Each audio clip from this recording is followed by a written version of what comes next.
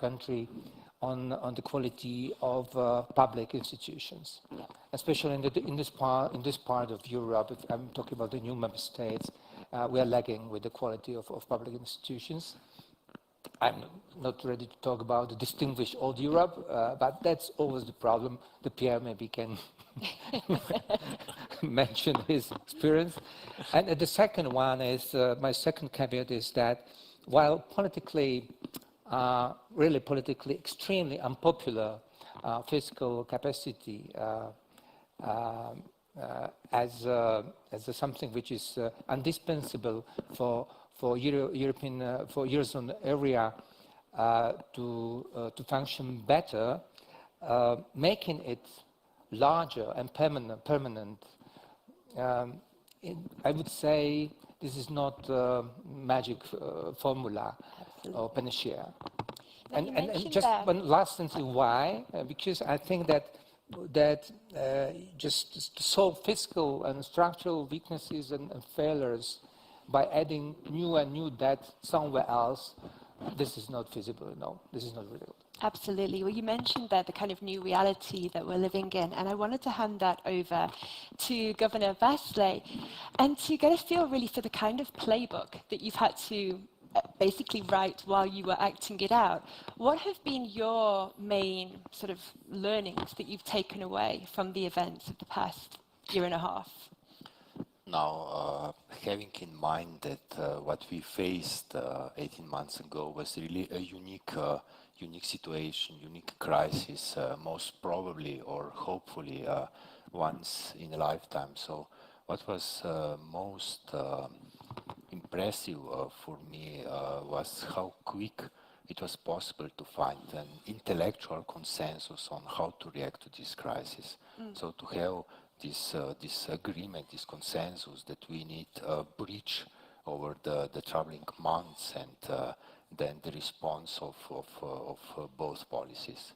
Of course, maybe not so much on our side, on monetary policy, but what was really a new element in the whole story is how the fiscal policy reacted. It reacted fast, but also in a way that we were trying to construct during the previous year. So the unique response of the fiscal policy was really a novelty in this crisis. And I think this will be something which will stay with us for the next year as well. Very much so. You're all here representing Eurozone central banks, and obviously the peculiarity of that is that we have a single monetary policy across 19 jurisdictions, and this obviously stands in contrast to the Fed in the US, the Bank of England, and so on. Governor Wunsch, would you say that fault lines potentially have opened given that reality, and do you think it may be time that we had some sort of reforms in that respect? Maybe I would like to, take a step back and come back to a bit what's the conceptual framework, or what it was and what it is now. The conceptual framework was after the oil shocks and the inflation period in the 70s and 80s was monetary policy is going to do the heavy lifting in terms of controlling the cycle, and fiscal policy is going to be relatively passive. Automatic stabilizers are going to play their role, but it stopped there.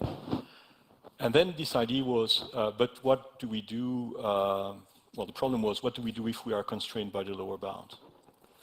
And then was this idea that instead of being substitutes, fiscal and monetary become complementary, and that when we are faced with a big shock, you need a fiscal and monetary response together, because monetary policy, being constrained, cannot play its role, basically. What I would like to point out is there was a big consensus on that, and we did it. But beyond that, we were successful despite the fact that we were at the lower bound. And I think this is, for me, the biggest takeaway. It's not that we did it. I'm not so much surprised. When you have people dying in Italy and everybody is being told, you can spend money and you need to do something, we do it. Politically, it was an easy crisis. But despite being at the lower bound, monetary policy could play a very important role. And I think the key metrics there is that we could push interest rates below G. So R was smaller than G, which allowed for a fiscal response without having sort of a bad debt dynamic. And so I believe that, you know, this reference of being close to R star is not enough. The big question is whether you have some room between R and G. And we were able to push R much below G, I mean potential G, of course, not G during the crisis. So that's, I think, quite consensual. I guess going forward, the question is whether this complementarity close to the lower bound should lead to some kind of formal coordination between fiscal and monetary. My take on that would be, to be short, no, I don't think we need that. I think if the shock is big, we've shown we can do it. And you know, try to set rules about how this coordination should take place is leading us to have a discussion that is dangerous for independence of central banks, but that probably also will find a solution for one type of crisis, but not for another one. And a case in point is what if inflation is low, but you are back to a positive output gap? A lot of monetary policy people dream that there will be fiscal support to go back to 2%. Honestly, I think if we are, with a closed output gap or even a positive output gap, just doing fiscal just to get to 2%, given the uncertainty about whether we get there, is a dangerous way. And looking a little bit at Japan, I don't want to go the Japanese way, but I mean, that's another debate. I think I'd like to pass the same question to Governor Kashmir, just because you mentioned your former job. And I recall 4 years ago, when you were here as finance minister, you called then for more reforms, greater integration. So what's your stance today? And what are the risks that we're facing? No, do you see that where we are now? So of course, for that, I'm very pleased with the courage of head of states to agree on new generation EU, and of course this recovery resilience facility as a major part of that. It's really for me, who was a veteran in that time, and was observing, observing this resistance against that was a taboo word. If you remember this process about the instrumentary, that's budgetary instrument, because in certain countries, I'm not going to mention them, the fiscal capacity is a taboo word, and so now we have as a central capacity is not the way, that was not the way just 2 years ago. Now we just decide to do it in that way, that we have this new seed of capacity, but this is not the whole story. What we need more, I think, it's, and we'll come to that, this is a fiscal rules, this is enforcement of these rules, and why? Because we are dealing with a lack of trust in Europe, because once we have the problem with, for example, monetary fiscal interaction, we would like to also have such agile and prosperous partner on the fiscal side, like Fed has in US, but it is a different concept because, in my view, we have fundamental gaps in our architecture. We are talking about the fiscal interaction, which is on the European level. It's a very, very complicated issue. And once, what we do need, it's a real new fiscal framework together with fair enforcement of less complicated rules at the European level, and proper true fiscal central capacity as a dreamed of endgame in the future. Yeah. And all these would allow us to concentrate more on our job and maybe worry less about how others might try to play the game. Absolutely. I think that's an interesting point about having everyone stay in their lanes. And with that, I'd like to go over again to Governor Vasny, because we've talked quite a lot about the positives, right, of monetary fiscal interactions. But what of the negatives? Do we risk a potential loss of central bank independence or an abdication of monetary dominance? How do we ensure that these interactions, as they are, remain consistent with your goals as central banks rather than the goals of the fiscal authority? Again, I can start with the very same thought as before. So it was a unique situation, and yes, because of this uniqueness, we were both on the same side of the equation. So both policies were prepared and urged to act swiftly and boldly and very fast. Of course, the situation will change when the cycle will change, when we will be on the other side of the equation, where our action will be needed to go into the opposite direction. So I think that then the understanding and the coordination of policies will become much more difficult.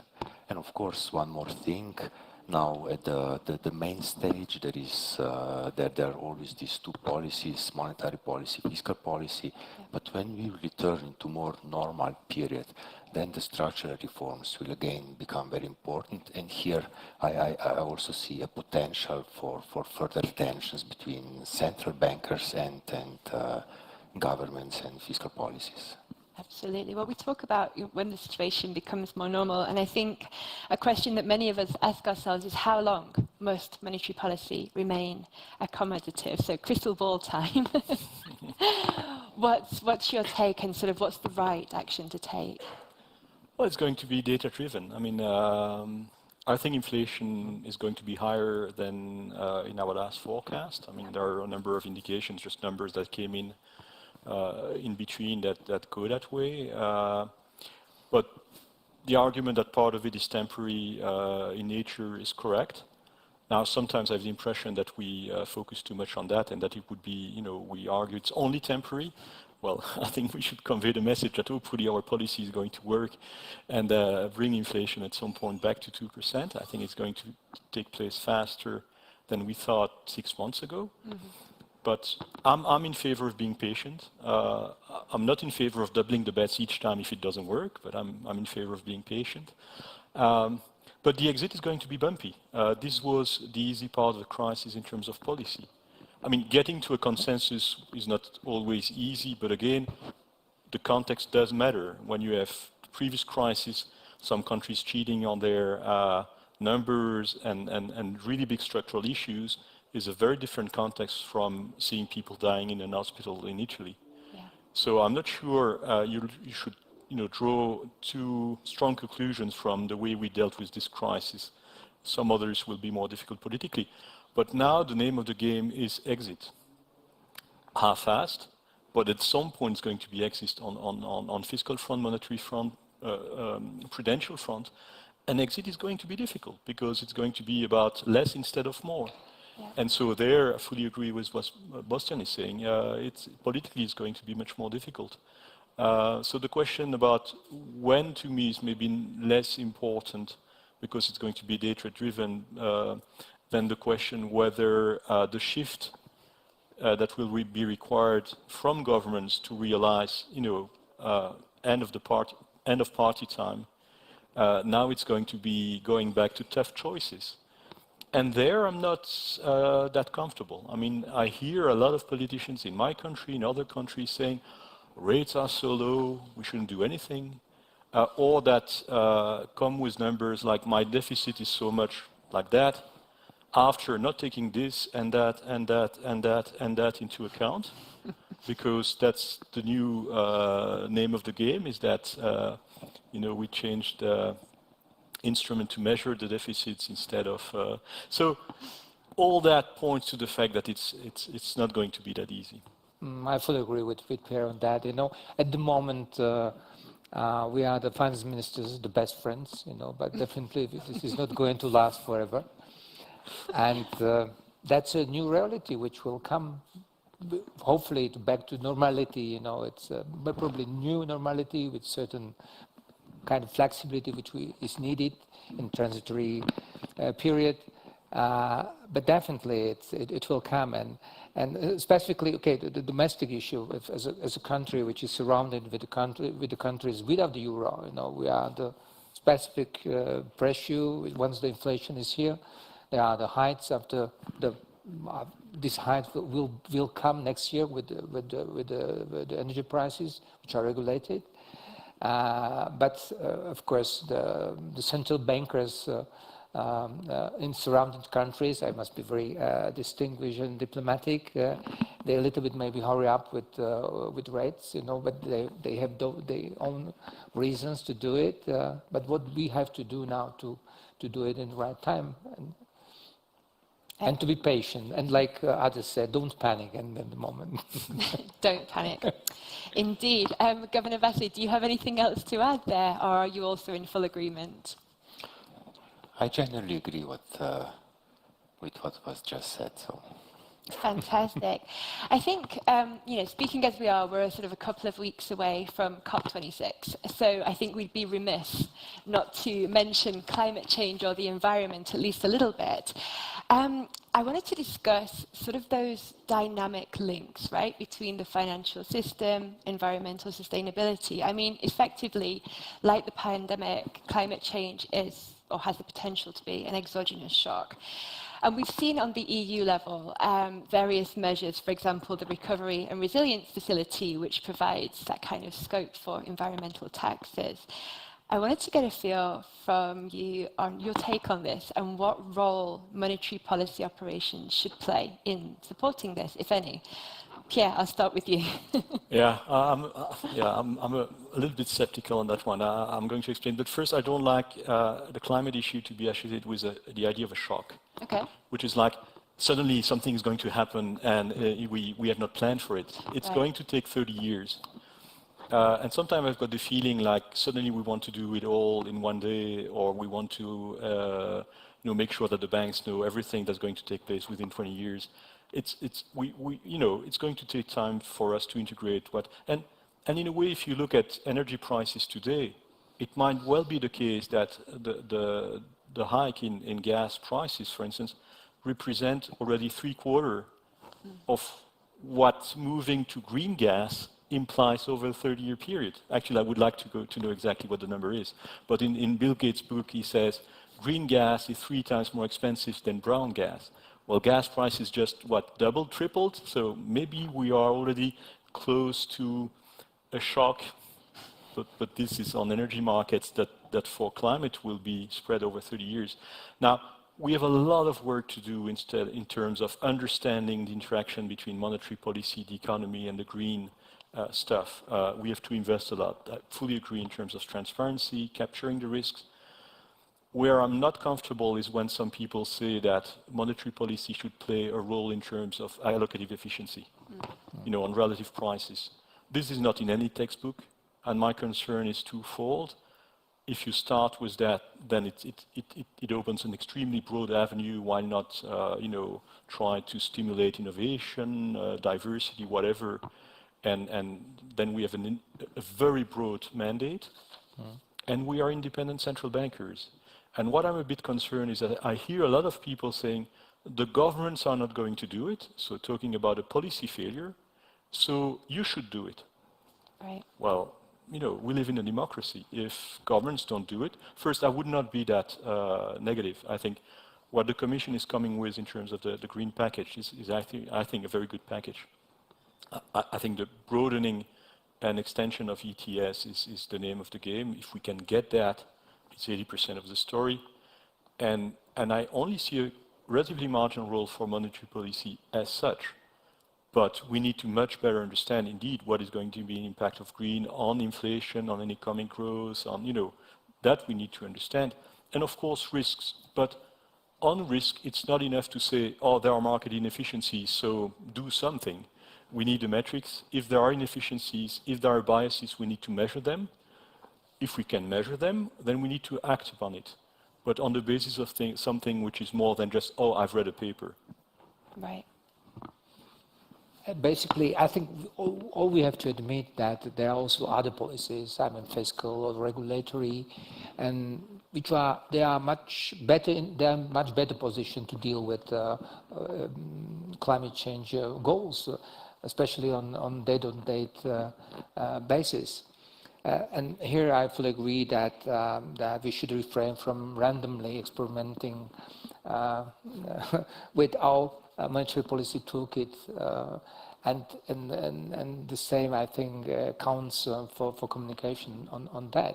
But it's what's quite clear that we are obliged to deal with the climate change in line with our mandate. So there's a evident, there's a clear impact on inflation and relative prices.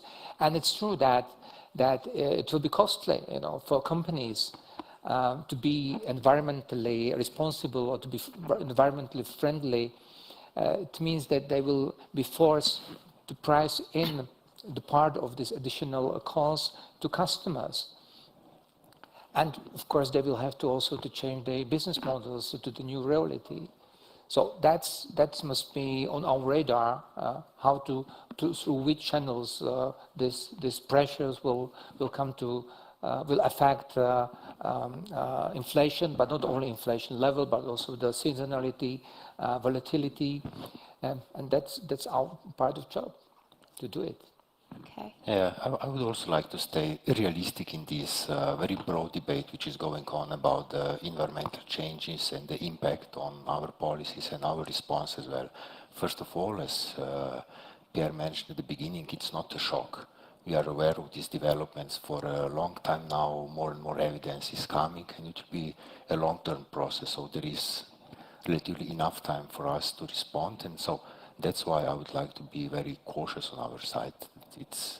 It's definitely there are many policies which are much better entitled to react to these changes.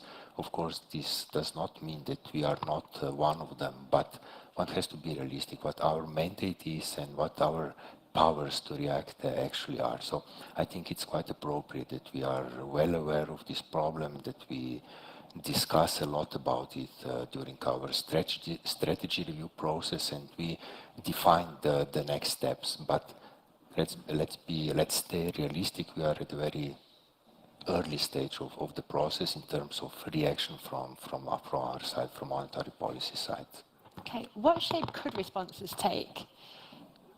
No, maybe because I don't want to be, completely close to the discussion. I think one difficult one, which is to some extent related to the carbon adjustment tax, is what do you do about financing of emissions outside of the union? Because, again, if the most important instrument, it's not going to be only one instrument, but it's ETS in Europe and the extension of ETS. I don't see why we should discriminate between two companies that are compliant with an efficient first best solution. Unless you believe that the price is too low, but then it would be for the central bank to say, there is a policy failure, and I'm going to say clearly that the price is too low and act upon it, which is institutionally a big issue. So I think I have to make the assumption as a central banker that politicians have taken a commitment, and that on the basis of that, a company that is compliant with the EU regulation, I should not discriminate against or for it. But what if the same company would make investments in other jurisdictions that clearly are not compliant with net zero in 2050? I would be open to the discussion and say, for that part of the emission, we are going to tilt our portfolio. We are not going to buy for the volumes or for the part of your activities or financing, and then the question is whether you want to discriminate financing for activities in Europe or outside Europe.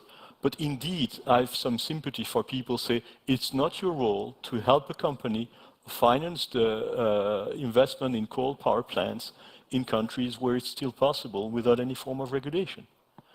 So, and there I make the parallel with the carbon adjustment tax. It's a worldwide issue.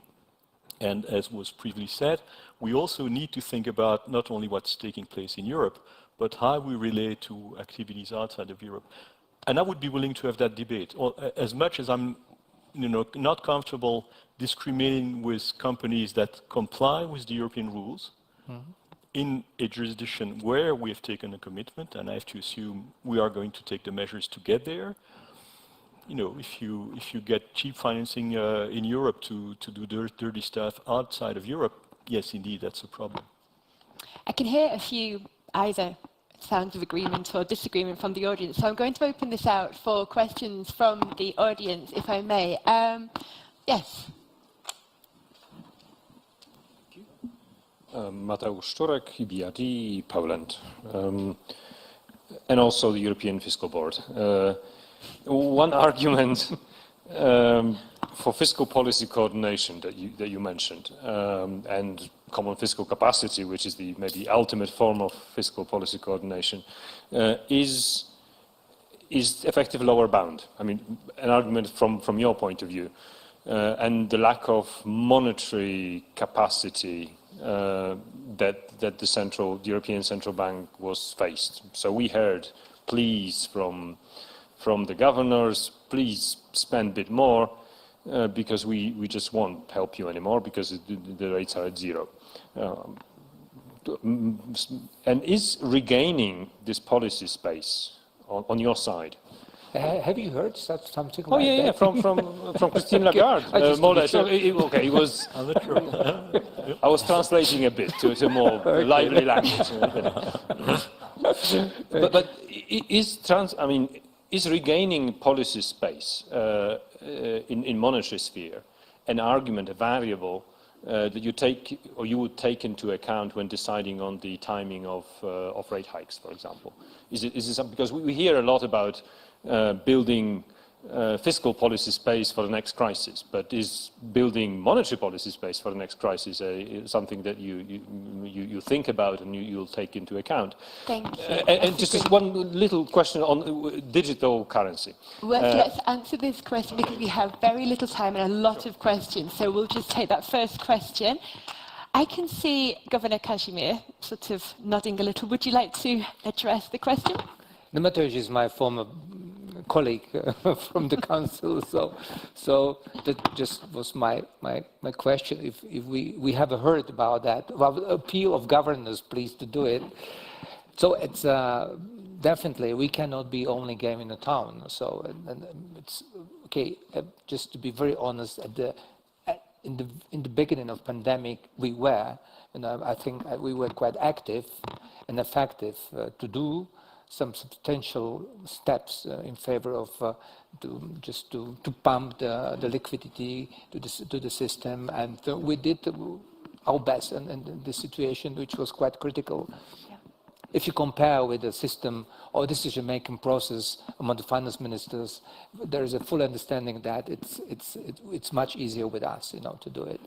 But this is our part of this is division of labor, and it's really. This is not panacea from our side. The monetary policy cannot be the remedy for all problems in the Europe, and it's not. So, and of course, just to be realistic, okay, I can dream as a federalist about the fiscal capacity, but at the same time, I know that it's politically unfeasible now. And again, we are in a situation, and I think. We have agreed in the ECB that we are going to preach about that, that this is optimum, so that must be end game, that must be vision somewhere. And once in the future, hopefully we can just count on the proper also assistant or hand in hand together with fiscal with the fiscal part of policy to act together.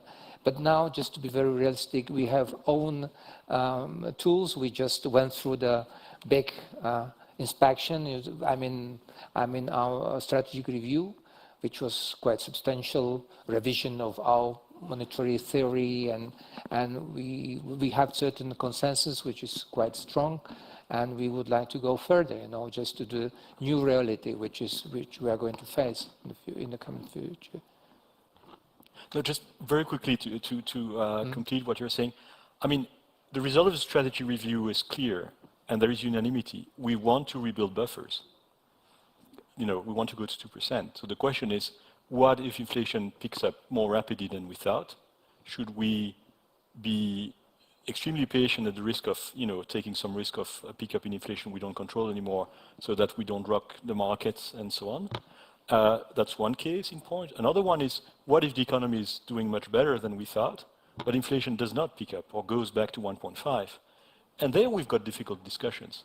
But I think it has to be extremely clear. We have unanimity in our strategy. We want to rebuild buffers. It's when you are faced with difficult trade-offs outside of the base case that it becomes a bit more difficult.